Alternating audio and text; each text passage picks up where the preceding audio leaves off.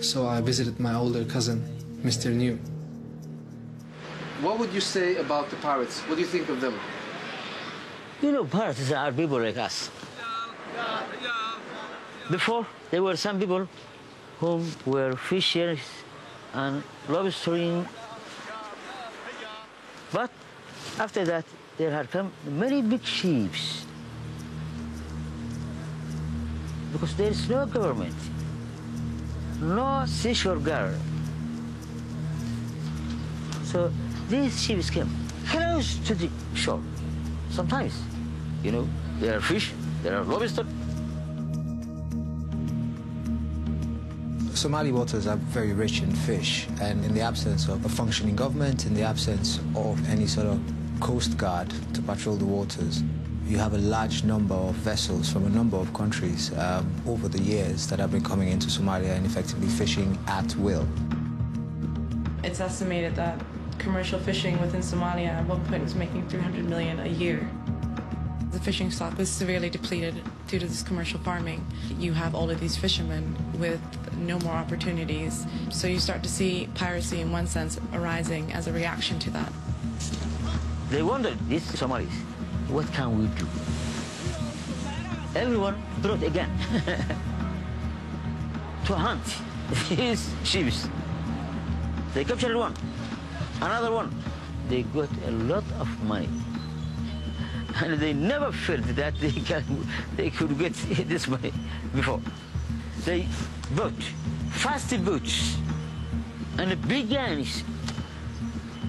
Then they became, you know, a little bit famous. But do you support their activities? What do you feel about them? I supported them.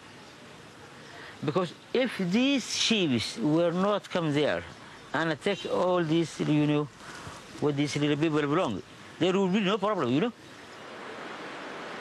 Initially, they were just protecting their own livelihood. In that sense, I admire them for their bravery and protecting my country. Sam's next stop was Ale, the fishing town where his father was born.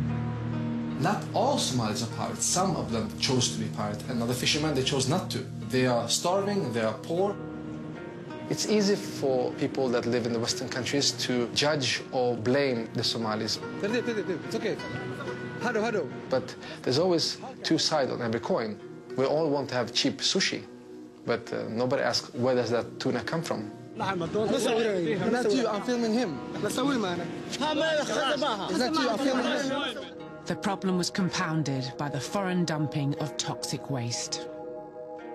The tsunami of 2004 brought much of the evidence onto the shores. The elders told Sam they watched in anger as their waters were exploited and then poisoned.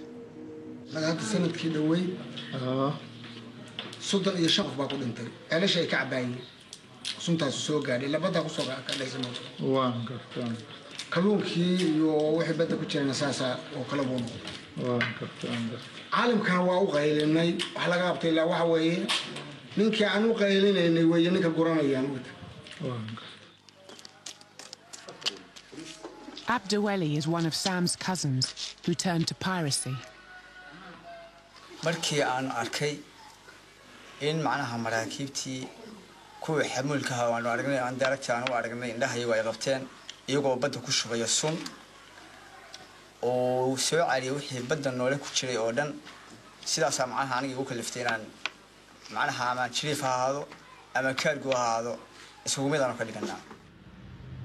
The pirates looked to the horizon and saw the wealth of the world sailing past the Somali coast.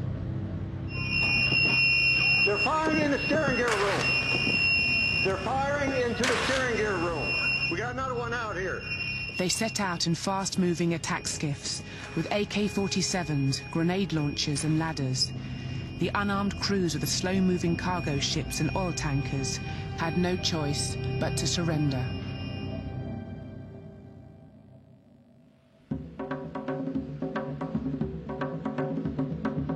After each attack in the Gulf of Aden, phones start ringing in the City of London, the centre of commercial shipping and insurance. But what about if you tried to split the difference? Stephen Askins is a maritime lawyer. Ship owners call him in to help recover their hijacked ships and crews.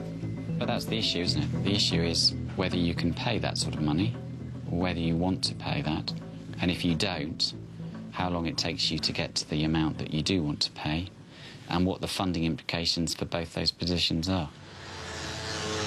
We had this explosion in 2008 of men in small boats being able to attack large ships 50, 100, 150, 200 miles offshore. And before the international community was really very interested in this, the commercial world had to deal with this.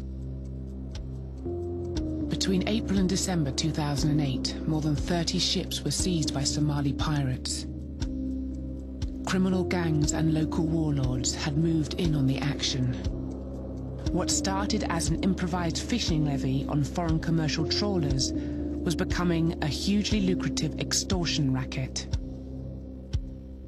When our ship went into the Gulf of Aden in November, we were well aware that there was a piracy risk in the area, and our ship went into the Gulf of Aden very well prepared for that. The problem with our ship is that our ship is in the category low and slow, and at that time there was very little protection to be had from any naval forces in the area. So when our ship was attacked, even though our captain tried to take evasive maneuvering and had to look out on the bridge, he was actually defenseless. We got an alarm from the ship that there was a pirate attack on the way. We tried to raise the ship then on the satellite telephone. The ship didn't respond. We could also follow the ship on what's called a purple finder, which actually is a tracking system almost in real time that follows the route of the ship. And we could see that the ship was actually taking evasive actions. It was veering away from